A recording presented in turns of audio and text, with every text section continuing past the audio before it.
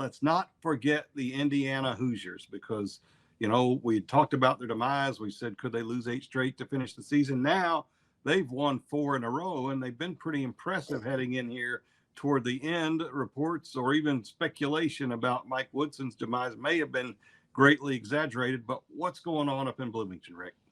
That's a great question, because when you look at the situation this week in the Big Ten tournament, Michigan State is considered a lock for the NCAA tournament. 18-13 record, 10-10 in the Big Ten.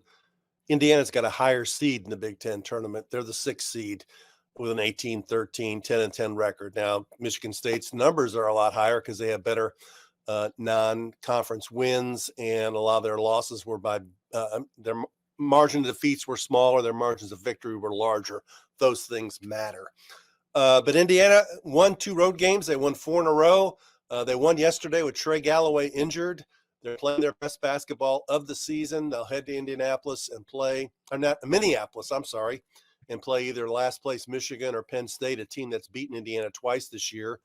They're a threat to win a game or maybe a couple of games in Minneapolis. I think they'd have to win the Big Ten tournament to get in the NCAA tournament, but it definitely put themselves in position to get an NIT bid, if you get excited all about the NIT, and kind of changed a little bit of the vibe of the way this season will be remembered.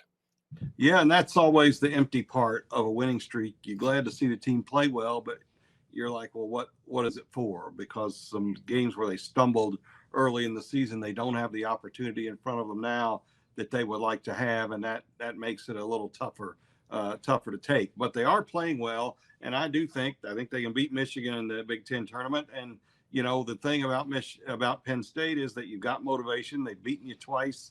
You've got momentum. That's all for the good. So for whatever the case is, I think that they deserve some credit for putting it together here late in the year.